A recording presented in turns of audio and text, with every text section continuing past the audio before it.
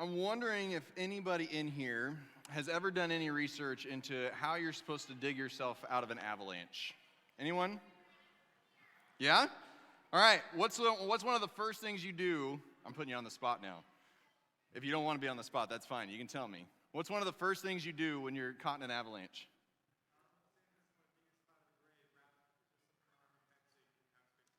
Okay, wrap something around your head so you have space to breathe. Now, what do you do after you're already buried in the avalanche? Sit up. How do you know which way is up? That's the part that often we don't learn and we don't know what to do when we get in an avalanche. I mean, we have all the ideas. You dig your way out, obviously, right? But how do you know which way is up and how do you know which way is down when you're stuck in all the snow? Anybody have any guesses as far as what they teach? Yeah. You spit. That thing that they teach you not to do when you're around other people, you spit. I mean, don't hawk like a big old loogie or something, but you spit. You clear a little bit of space in front of your face, whether it's by breathing out some warm air or if you can get your hands up there, which hopefully, if you've already used your, what'd you say to use? Use something to cover your head so that you get some air and everything in there. You've already got some space, but you spit because which way is your spit going to go? Down. So you automatically know which way is down. Now, if you spit and you happen to be facing up, this is one of those times where you're actually kind of hoping that your spit hits you in the face. Because that way you know that I at least don't have to turn myself over when I'm getting out of this thing. Like I can just start working my way up already because I'm already facing up. So in the event that any of you ever head out to Colorado or someplace out in the Rockies and you get caught in an avalanche, you now know some of the first steps as far as what it is that you do when you get caught in an avalanche. So you're welcome. We can all go home. That's all I wanted to teach you this morning. Some of you are like, really? That's incredible. Let's get out of here. You're not so lucky. Most of the time in life, you don't want to spit and have it come and hit you in the face, correct? Is anybody like sitting here like, I actually kind of like spitting in my own face. It's kind of fun. If you do, we know of some counselors that you can go visit with, and you can have some great conversations with them. No, we don't want our spit to hit us in the face, but there are times in life where some of the unexpected things, some of the reverse teachings of what it is that we learn everywhere else that we go, we want them to be true. And as we've been working through over the past several weeks, working through this thing that we call the Sermon on the Mount, which might be better called like the proclamation of the king or the ways to true righteousness or something like that, because it wasn't a sermon that Jesus had prepared. He was just on a mountain and he began to speak, and we organized it and put it in here in this way, and we gave it that name. But as we've been working our way through this, what we've seen is that Jesus continually takes these ideas that we have about life, these truths that we have about life, and he flips them on their head, and he teaches people something that to that point, and really for a lot of us as we look at it now, even though we've had his words for 2,000 years, we look back at them and we're like, that doesn't make sense. That's not the way that we've been taught everywhere else we go. Remember, we've walked through the idea that you're blessed when you're broken, that you're blessed when you're in mourning, that you're blessed when you're humble. And whereas in many of the different areas in our life that we go, it's the complete opposite that we're taught. No, you're blessed when you've got everything all figured out and your life is easy and everything's good. You're blessed when you have reasons to promote yourself and tell everybody just how good you really are. You're blessed when there's nothing sad going on in your life. And Jesus came along and he turned all these things upside down. This morning, we're going to continue to walk through this thing that we call the Sermon on the Mount. And we're going to look at some words that, especially over the past, I would say 18 months, but really going back beyond that, have become some controversial words, some misunderstood words, some words that we've argued about what the meaning of them really are in the first place. Because as we get along into Matthew chapter 5 and we look at verse 6, we see that Jesus says that blessed are those who hunger and thirst for justice. And we've had some debate in the church over recent years, and honestly, there's been some debate in the Church of God, which is what we are a part of, the larger body that Monroe City Church of God is a part of, Anderson, Indiana. There was some debate as to whether or not we should even use the translation that says justice in it in the first place. Because the term justice means a lot of different things to a lot of different people. And people immediately associated with, well, we're just trying to push through this social justice agenda where, we're wanting to push critical race theory and all of these different types of things. And people immediately go to all of these things that they disagree with, and so we can't use that word justice. It's actually righteousness that the original translation used. So this morning, before we really jump into this, I want us to take some time and I want us to learn a little bit about the meaning of the words that we're looking at. The first one I want to look at is what, many people have said that what should be in there is this word righteousness, which the general understanding of what this word would mean is that righteousness, biblically speaking, is that we are in right standing with God. Righteousness, things are good with you and God, you've got things figured out. But if we go back, and I'm just going to throw this out there right now, I am not a Hebrew scholar. I did not take Hebrew when I was in college. I didn't take Greek when I was in college. I took Spanish when I was in high school. But my Spanish teacher admittedly was learning Spanish while she was teaching us Spanish, so really we just watched soap operas every day, and we translated them. And I told her, I'm copying their paper, right? And she said, yeah, that's fine, I don't care. So I just did it. I figured it's not cheating if you tell the teacher what you're doing. But this idea, if you go back to the Hebrew root word for righteousness that we find here in chapter 6, is actually tzedakah, and I'm trying to make sure I spell this right, if you want to write that down. In the Hebrew word, you would run across the word tzedakah or tzedakah. It can be pronounced different ways. Sometimes you just see it as tzedak. All these different ways that can be spelled out there. I don't expect you to walk around and start speaking Hebrew, so that's fine if you're like, I don't really care how that's spelled or how you say it or any of those types of things. But if we get into this righteousness and if we get into this root word that's used in here, it goes beyond just our right standing with God. And as we start to look at this Hebrew root word that's in Matthew chapter 5, verse 6, that Jesus would have used when he was talking, it actually goes beyond just our standing with God.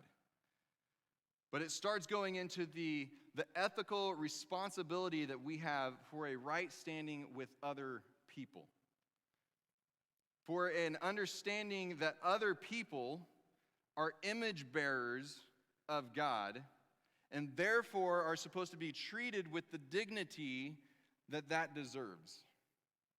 Not just some other people, but all other people are created as the image bearers of God and are supposed to be treated with the dignity that deserves. In order to be in right standing with God and be considered righteous,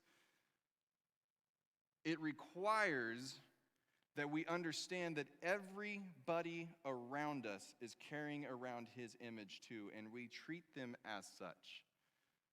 The more you dig into the teachings of Jesus, and the more you dig into the Old Testament and all these different things, all these areas in Scripture, you see over and over again that in order to be in right standing with God, in order to do what God has called you to do, it comes back to how are you in your relationship with other people? And now, next week, the plan, unless something changes between now and next week, is to jump into some words he said just a little bit later in Matthew chapter 5, where he says, blessed are the peacemakers, which we generally like to translate to say that blessed are those who won't make any waves and who make sure that everybody's happy. And that's not, again, this is Jesus we're talking about. He loved to turn things upside down. That's not what he's talking about. So I'm not telling you now in this one that to be in right standing with people means that you just let people do whatever they want. So don't start thinking that's where we're going with this. That this is just in order to be righteous, in order to bring justice, it's just let people do what they want and have the freedom to do everything. But righteousness is about right standing with God, which requires us to consider our standing with other people, which requires us to consider their standing with God, which is as image bearers of God, and we treat them with the dignity that they deserve. So what about this other word that we use in there, though? This one that the New Living Translation, the one that that caused some dissension in this movement that we are a part of. When they used it for the Church of God Convention, they used the translation that says, "We hunger and thirst for justice." This word that we have so many different meanings for in our heads, because if we go back in United States history and we look at this thing that was written years and years ago called the Pledge of Allegiance, what are the last 3 words of that pledge? Justice for all. Now, I want us to stop real quick. We're not going to sit here and act like the Pledge of Allegiance is Scripture, because it's not. But let's stop for a minute and consider what they were saying when they wrote that and what we've said every time that we've said that pledge to that flag that sits right over there, whether it's be in school, whether it's at a sporting event, whatever it might be. When we say those words, justice for all, first I want us to stop and remember, it's not justice for me. It's not justice for some. It's not justice for the people I agree with. It's not justice for the rich and the powerful. It's not just justice for the poor and the vulnerable. It is justice for all. So now that we've got that established and we've figured that part out, what does it mean to have justice? What is Jesus talking about in Matthew chapter 5? What were they talking about when they wrote the Pledge of Allegiance? Do those things line up? And do we still line those things up if they did originally? Many times, I think, in conversations that I've had with people, when we begin to talk about justice, we begin to talk about punishment. We begin to talk about people getting what they deserve. I hope that they find justice for fill in the blank. Right now, the Gabby and Brian laundry story is all over the news. If you pull it up on any app that you use for your news or you turn on the TV, it's all over the news. And people are saying, I hope they find justice for Gabby. What most people mean by that is I hope they find Brian and they punish Brian, and some go, and I hope they do to him what he did to her, assuming that he did anything to her. We don't know. And that's one of the most frustrating things about it. We don't know what happened, but the cry is justice for. And you can fill in the blank for your own stories. When you've been wronged or you know somebody who's been wronged, it's, man, I hope that there's justice for this. And sometimes we like to take the biblical approach to it and the Christian approach to it, and we say, you know what, I'm not going to judge this person. We like to use those words. I'm not going to judge this person, but God will handle things. And what we really mean is, man, I hope God gives them what's coming to them. Because that's our idea so often of justice. But let's go back to Matthew chapter 5 and verse 6, when Jesus looked at people and he said that blessed are those who hunger and thirst for justice. See, if you go just a little bit later into this thing that we call the Sermon on the Mount, and you look into Matthew chapter 6, you begin to see, and it's probably in most of your Bibles that you have in print, at least, there's a heading above this. And in some of the Bibles, the heading is going to say revenge. And Jesus starts with the words of, you have heard it said, an eye for an eye and a tooth for a tooth. But I say to you, here's Jesus, because this is what Jesus does. I say to you, do not resist an evil person. If someone slaps you on the right cheek, offer the other cheek also. If you are sued in court and your shirt is taken from you, give your coat too. If a soldier demands that you carry his gear for a mile, carry it 2 miles. Give to those who ask, and don't turn away from those who want to borrow. So if our idea of justice is people get what they deserve, Jesus has already started to turn this on its head. Because he said, you know what? I know that you've been taught for all of these years. I know that the religious leaders have taught you that this is what it means when God said an eye for an eye and a tooth for a tooth. But you're missing the point. You're missing the heart. Remember, go back several weeks to what we talked about with this checklist that we love to use in order to make ourselves righteous. In order to make ourselves righteous, we use this checklist. But Jesus is saying, no, that's time out. That's not what this was about in the first place. And he does the same thing to us when we take our definition of justice, and we go back to this root word that would have been back in the Hebrew again, of mishpat. And yes, it can be pronounced different ways, and there's different ways that it can be spelled and used, just like in the English language, there's some variances and things like that. But this idea of mishpat, the justice that he would have been talking about in Matthew chapter 5, 6, was not the justice of if they hurt you, you hurt them back, or if they hurt your loved one, you hurt them to make them pay for it. But instead, when he says we hunger and thirst for justice, what he's actually talking about ties in big time to what we have as our definition for righteousness, and that's why these words are so interchangeable. That the justice that we see Jesus talk about over and over again, and that we go back into the Old Testament and we see talked about over and over again, is this justice that seeks out the vulnerable. And to put it as simple as possible, helps their cause. We see it over and over again where he talks about the poor and the widow and the immigrant.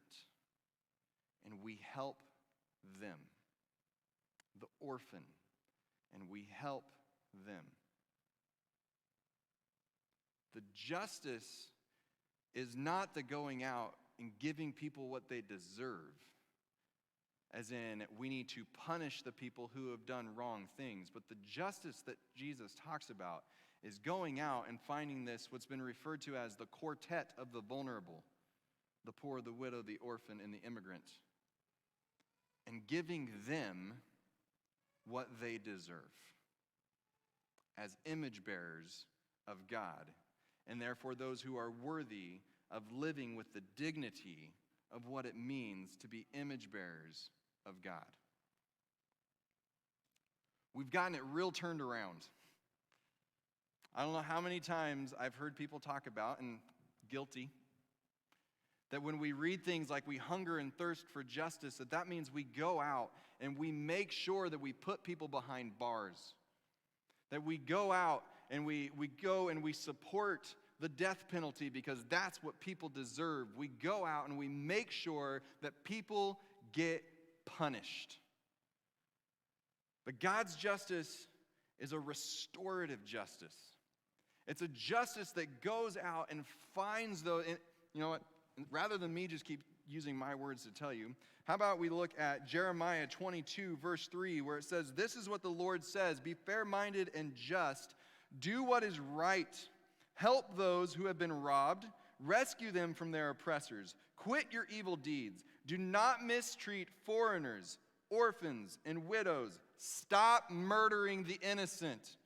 Or in Proverbs 31, verses 8 and 9, "Speak up for those who cannot speak for themselves. Ensure justice for those being crushed.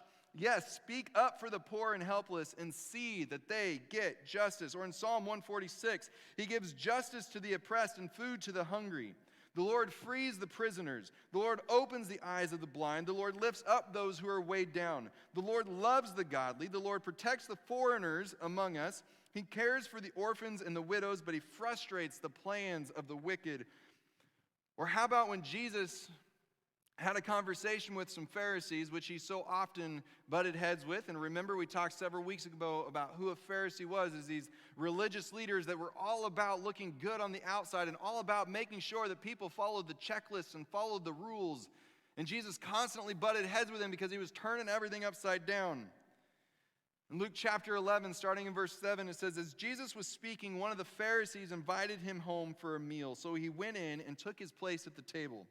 His host was amazed to see that he sat down to eat without first performing the hand-washing ceremony required by Jewish customs." So all of you guys who don't sit down and wash your hands first, and your wives are sitting there and you're like, "Did you wash your hands?" You say, "I'm just following Jesus' example." There you go.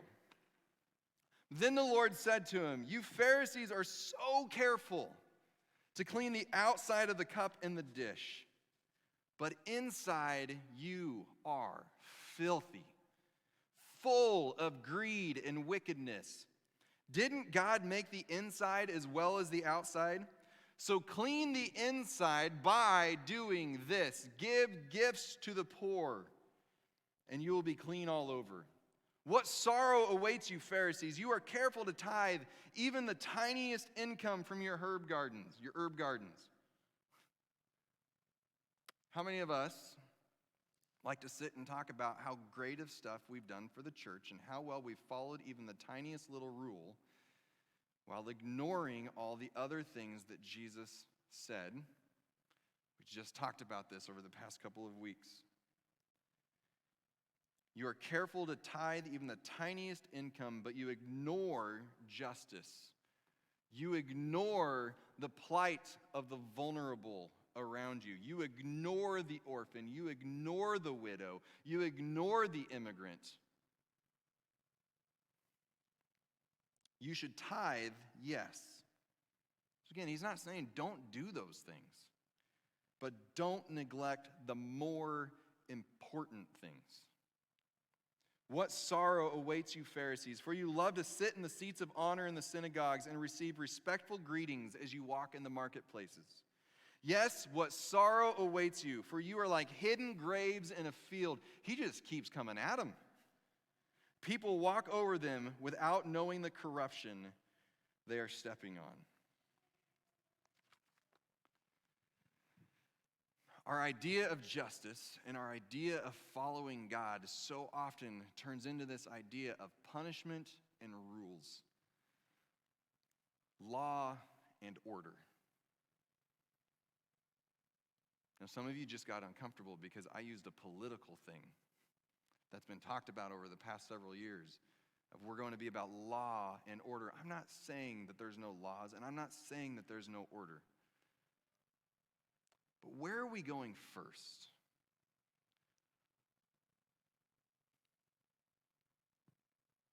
What's the first thing that we get worked up over? A question was posed by one of my friends on social media over the past couple of weeks that's just been running through my mind over and over again. He was talking about pro-life and pro-choice, and I'm going to go out on a limb and say that everybody in this room has an opinion on that. But he was talking about this, and he was talking in particular about pro-lifers. And for the record, he is pro-life. He believes that abortion is wrong. He believes that a child at conception is a human being. I agree with him on that. But he pushed the issue a little bit further than a lot of pro-life people like it to be pushed. Because he posed the question, are you really pro-life or are you just pro-birth? Because how many of us get all worked up over whether or not a woman should be able to abort her baby, but we don't give a rip what happens to that baby after it's born? We don't, obviously we would say, well, of course we care. Okay, but what are you doing about it? Well, there's adoption out there. Okay, what are you doing to help the adoption agencies? What are you doing to ensure that this child doesn't just end up an orphan without a home? What are you doing to help out the woman who chooses to make the choice to go ahead and have her child? What are you doing to lovingly help the person who works in the abortion clinic? What are you doing to lovingly pray for the politicians who are making the decision as to whether it's legal? Or is it just about making sure that the baby was born, and then after that, we don't care what happens? We don't care if that baby becomes an orphan. At least it was born. Now, do I think that we should make the statement that babies should be born? Yes. But as we hunger and thirst for justice, It shouldn't stop just because we got a little bit of it. When we're truly hungry, not just like I need a little bit of a snack, but when we're truly hungry, do you stop at one bite and then say, okay, now I'm satisfied? When you're truly thirsty, is one sip of water enough? When we hunger and we thirst for justice, we can't just stop with one thing. We can't solve all the problems too, I get that. But there's a part we can play in every step of the way. Honestly, what I've seen in a lot of churches and I've seen in a lot of Christ followers over the course of the past 4 or 5 years is that we're very concerned with protecting our borders and making sure that the people inside our border are safe and healthy. But we don't really give a rip for the people who are down there stuck at the border. Because they're not American. And so they're not my problem. We hunger and we thirst for justice for all people, all image bearers of God.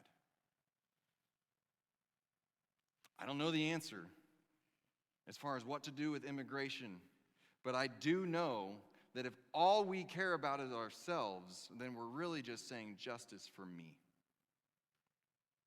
Justice for our sort of United States of America. And we take the words of Jesus when he constantly talks about caring for the immigrant and the foreigner. And we say, yeah, but those don't apply in 2021. Because he didn't know what was going on in 2021 when he said those words.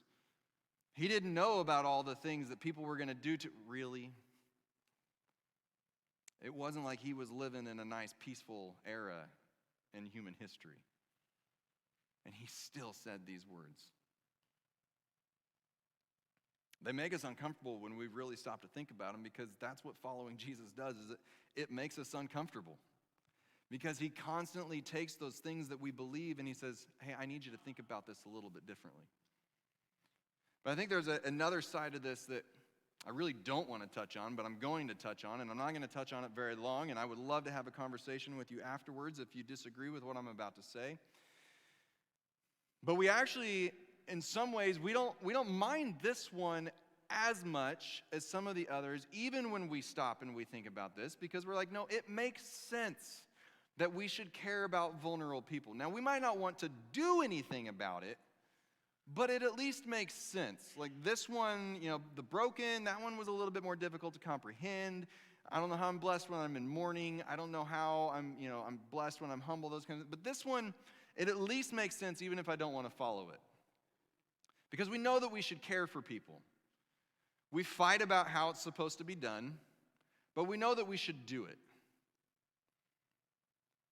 But it still comes back to this idea for me of those last 3 words in our Pledge of Allegiance, where we say the words justice for all.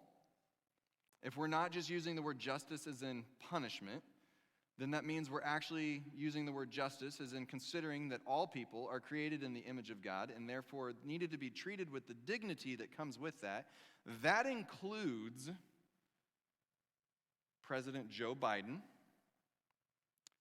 former President Donald Trump, whatever other politician you disagree with, whatever celebrity that you disagree with, whatever teacher at the school that you disagree with. That includes all of them. Now, I'm not saying that we need to walk around and we need to agree with all of their policies, that we need to say that, well, they're the president, and so therefore, whatever they say, we just need to do it. I'm not saying those things, but I am saying that if we really are hungering and thirsting for justice, not a retributive justice, but a restorative justice for all, then we don't have the right to tear down any individual, which includes the memes and jokes that we love to send out that make people look bad. It includes I can't remember what the phrase now is that came out at NASCAR that started out as an F Joe Biden and turned into what was it? Something about Brandon. Let's go, Brandon. It includes that. Because did you know that Joe Biden is made in the image of God and therefore should be treated with the same dignity that each individual who is sitting in this room should be treated with? If we truly believe in justice for all, if we truly believe to hunger and thirst for justice for everybody as Christ called us to do, then how do we ignore words like we find in James chapter 3, where he says, with the same tongue we praise our Lord and Father, and with it we curse human beings who have been made in Christ's likeness. It's not just for the ones we like. And it's not just for the ones we agree with. It's not just for the ones who are vulnerable, and it's not just for the ones who are powerful. It's for all. No matter how much you dislike that teaching, and no matter how uncomfortable that makes you, and no matter how much we like to ignore the vulnerable and tear down the powerful, all are made in the image of God, and therefore should be treated with the dignity that comes with that, with the mishpat that comes with that, with the tzedakah that comes with that. All people.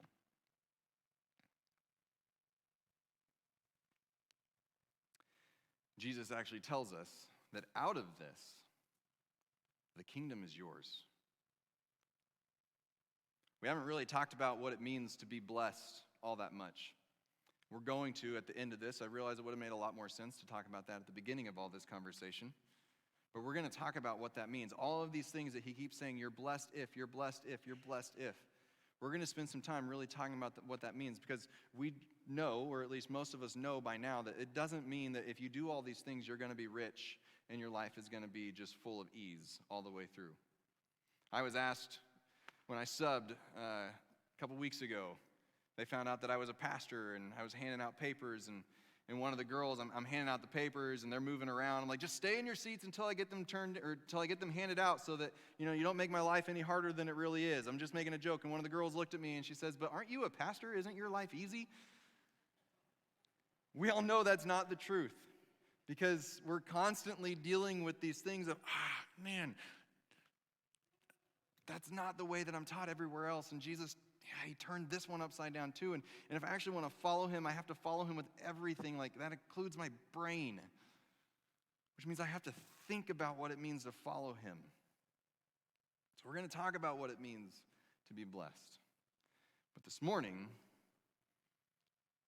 I want us to, as you leave here, and as we continue here in a last song, to actually sit and think about what this means to hunger and thirst for justice, for righteousness, for everybody, not just some.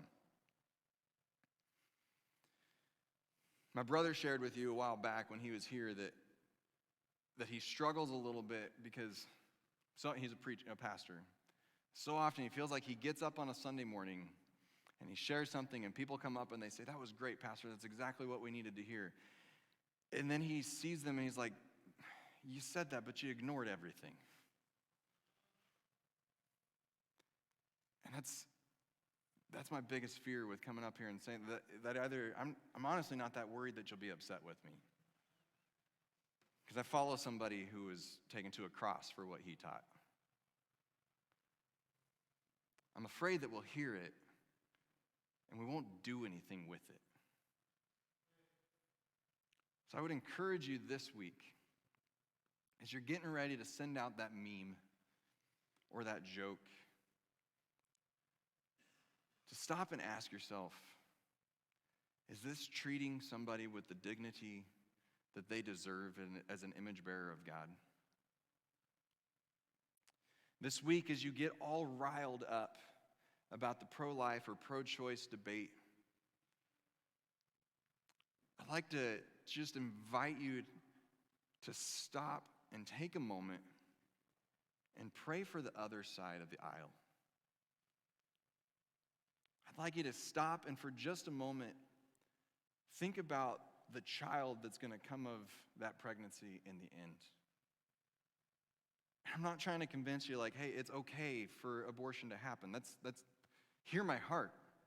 That's not where I land. But I want us to not forget that there's a life that comes out of that. And we as followers of Christ should care about that life.